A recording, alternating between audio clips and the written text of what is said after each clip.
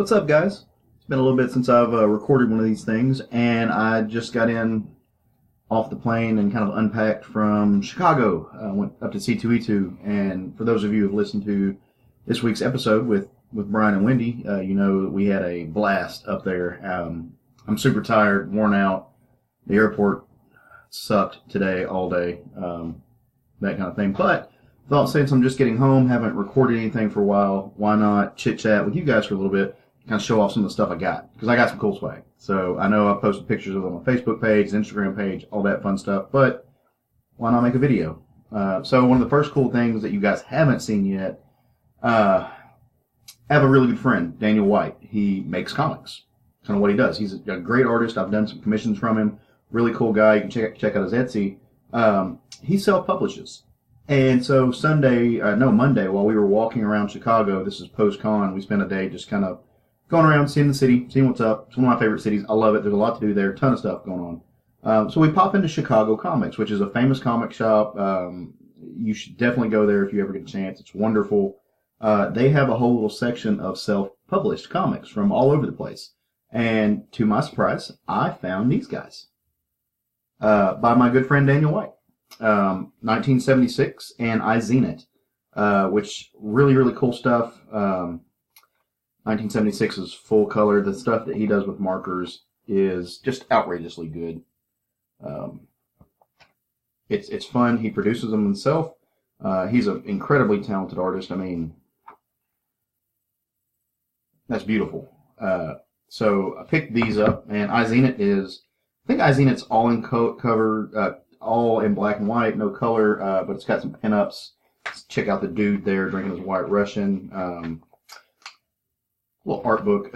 Lots of fun, great stuff. Always want to pick up DW stuff when I can because he's just a great dude. If you don't follow him on Facebook, you should go check it out. So while I was in that little section, I grabbed some other little self-published things that I've never heard of. I just kind of, number one, the price was right because I wasn't trying to break the bank, right? But it's also went and found some just cool stuff that really kind of jumped out at me.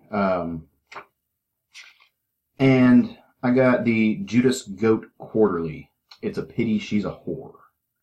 That I saw. I haven't read it yet. There's a lot of prose in here. I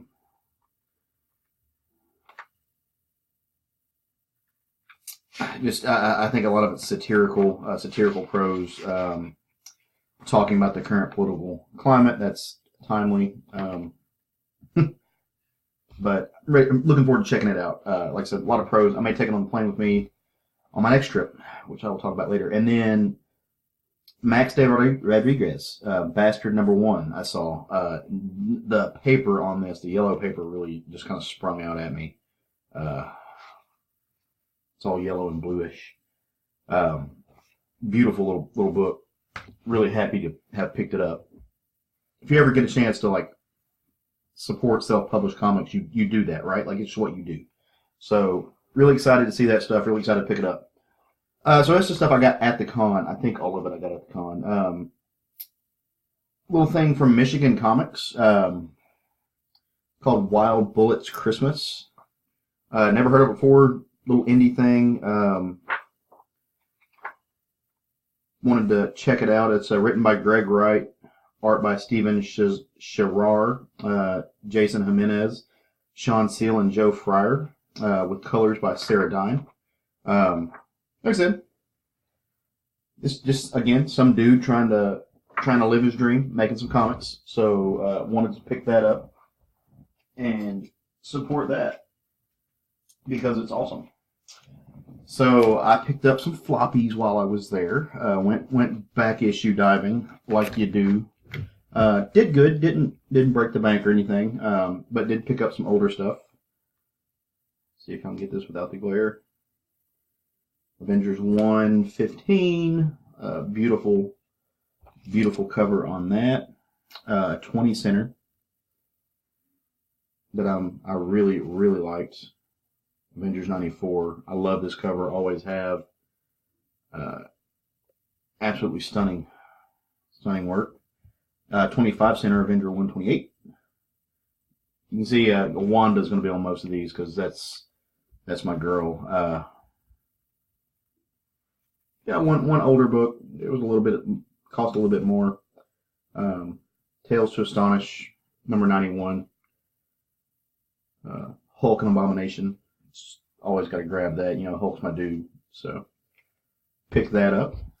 Incredible Hulk 221. Got some Stingray on the cover. Gorgeous cover. Hulk 192. Hulk 189. Mole Men. I love the Mole Men. And last but certainly not not even last. Got something stuck in the middle there. Incredible Hulk 173. This was kind of warped, so I didn't pay a lot for it. May try to press it out, may not. It's 173.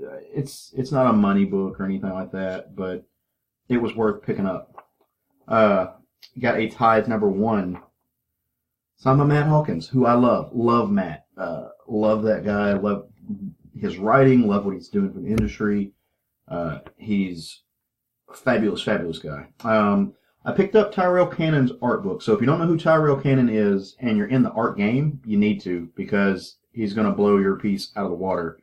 His commissions are insane. And I got one from him, which I think most of you have probably already seen on the page, but I'm going to show it to you again here in a minute. But cool thing about this is so up to date.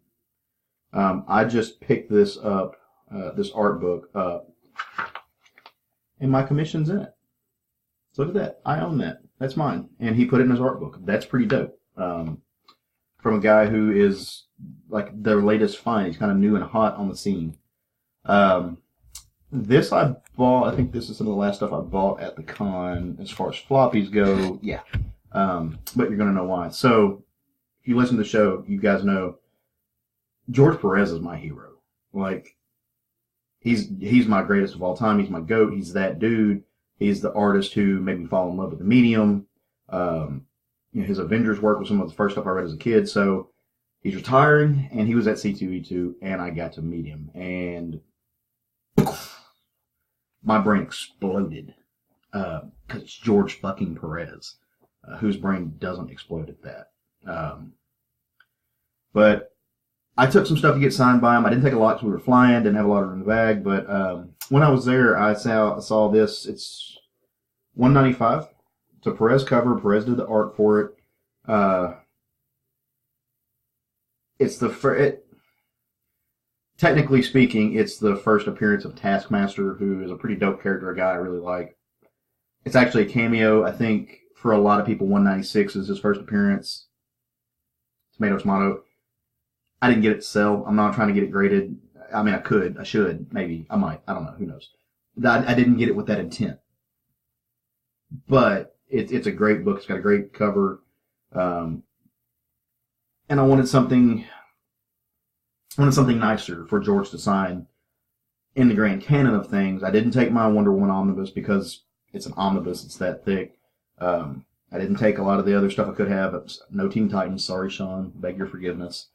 But what I did take was, again, it was my Avengers stuff. And specifically, I took number 1, and I took the series that really, really solidified my love for the Avengers. So, Avengers Volume 3, number 1, Kurt Busiek. Y'all see that little signature? It says, "To Caleb, from George Perez, and it's mine for always." And I love it.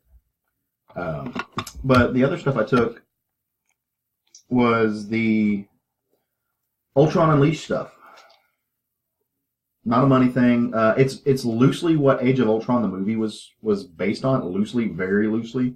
But this series made me fall in love with the book. Especially there's one panel in, I think it's 20 or 21, where Thor has been missing for a time. He busts back in. Ultron's about to win, and he just comes to the wall and it's like, "Ultron, we will have words with thee." That moment, even as like 12 or something, little bitty baby Caleb, fat with braces, fell in love with that book, that moment right there. Just stuck with me forever. So I took it. This is a grail thing for me. What was that? That was 21. You got more Hulk in the back. Hulk 194. But yeah, separate from the rest of the stuff. It's all stuff Perez did with Busiek. It's just like that little run is forever solidified in my heart. It's one of the runs that made me fall in love with Wanda, Scarlet Witch, fall in love with the whole family dynamics of the Pym family and how Wonder Man and his brother work into that, and Wanda and Vision and just all that noise. So yeah, that was kind of a moment for me. So I've gotten to meet him and Stan Lee, and as far as the great pantheon of greats go, I mean, there's a ton of other people that I would love to meet, but as far as the people that really, I mean, Roy Thomas maybe is on this list, but that's it. I got to meet Stan before he passed away. I got to meet George before he retired, and hopefully it'll. Yeah, I'm not even gonna speak it, but so that was happy making. That was my moment. Completely worth the trip for me. And my husband just completely supported me through the whole thing. Was a little rock star. So another little indie creator thing that we picked up, and this is going to go to my nieces. Albert the Alien. It's a cute little story. It got really cute art. Again, timely. It's done. The writer is Trevor Mueller, and art, letters, and coloring by Gabbo, who we got to sign it, which is pretty cool. But essentially, it's a story of the first alien. The way it was presented to me, I have not read it yet. The first alien exchange student to Earth. So a metaphor for not fitting in, standing out, treating your neighbors well, being a good host, being a good guest. Problems with school kids. It's a coming of age story, I think. Anyway, it's volume 1. If the girls like it, we'll definitely get the rest of it. I may read it and review it for the show or something. Just gotta let you guys know how it is. Had to go pick up some big books, some thick books, and y'all know I'm a sucker for a giant sized man thing. Love a good man thing. Love it. Yeah, these little Marvel Essential books are cool, man. And usually you can find them on sale. I think I paid $5 for this guy, which is a price you can't beat. Rampaging Hulk. Pretty sure I paid $5 for this guy. And this collects a lot of the old magazine size stuff. Stuff by Doug Minch. I don't know if this would have been Doug magazine size stuff. I think it's later than that. It collects Hulk 16 through 27. It's all black and white magazine style stuff. I'd have to double check those dates, but it's gorgeous art. It's the sweetness. And got one more of those. Grab the Defenders. I've never read any of this stuff, and I love most of these characters. It's the Hulk on a team, so why not? So Doctor Strange. This collects Defenders 61 through 91, so 30 issues. Again, I paid $5, like less than $10. I think I paid $7 or something for this. So, what's not to love? Some other stuff. Let's see. Hulk, Return of the Monster. Done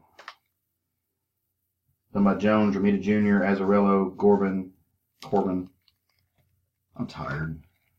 Fighting airports all day. This,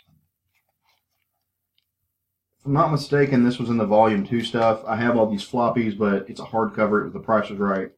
Little great foil action. So I wasn't going to pass up on it. Our buddy Brian gifted this to me because I had said on the show before that I enjoy the Valiant universe, or at least I think I do, but I have not read much of it. So he brought me Harbinger Deluxe Edition #1. He said, if you want to get into the Valiant universe, this is a great spot to put your foot in the door. So he brought this to me from C2E2, and was gracious enough to co-host the show with us this week, with me and with Wendy. So thank you, sir. We really appreciate that, all of it, and I can't wait to read that and let you know what I think about it.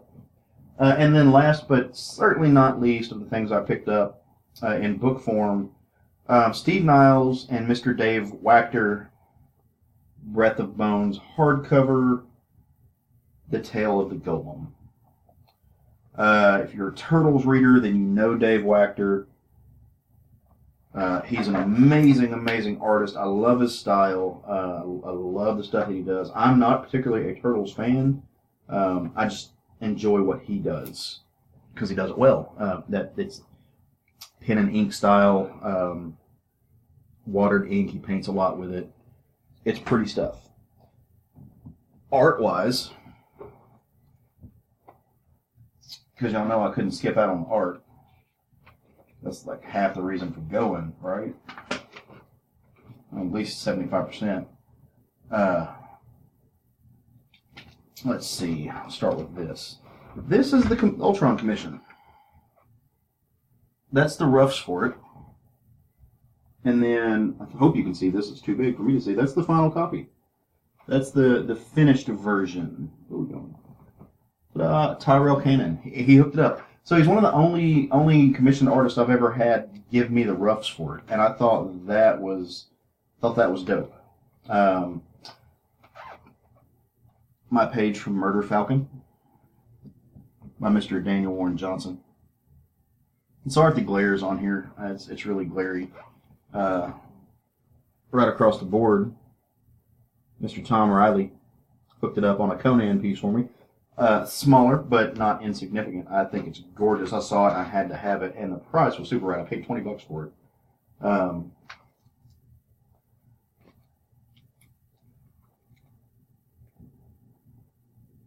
not going to show you that one. I'll wait. That one may be a gift. I haven't decided yet. Because I picked up my boy something. That one may go a little. That one may be a little extra something, so I don't want to ruin it yet. I haven't decided. But after a long day of getting out and about, going to the airport, fighting with all of that stuff, coming home to check the house, which is still not done yet, finding out that they actually cracked the marble in front of the hearth, long story, still fighting the house fire blues kind of thing. After a long comic weekend, that was a little disheartening, but apparently we had a package or two come in. And for my birthday, which was in October, Roger, my husband, pre-ordered me an omnibus, whatever you want to call it, that I really wanted. I was really excited about. He pre-ordered it, and it just came in. And it came in while I was in Chicago. So this was a very nice thing to come home to. It's the Savage Sword of Conan Omnibus, Volume 1, the original Marvel years. Sword versus Sorcery in a World Behind Time. It's got Roy Thomas, it's got John Buscema, Barry Windsor Smith. That's a lot of chrome. That's a lot of chrome. It's going to look great on the shelf whenever we get moved back in. So who knows when that's going to be. But, well, guys, that's really all I got. It was a good haul. I couldn't bring a lot home because, like I said, we were flying, didn't have a lot of room in the suitcase. Also, I have to turn around again and leave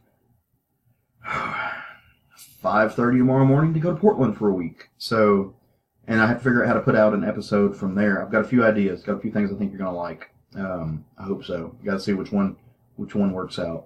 But anyway, look forward to it. And thanks for supporting the show. Thanks for supporting us.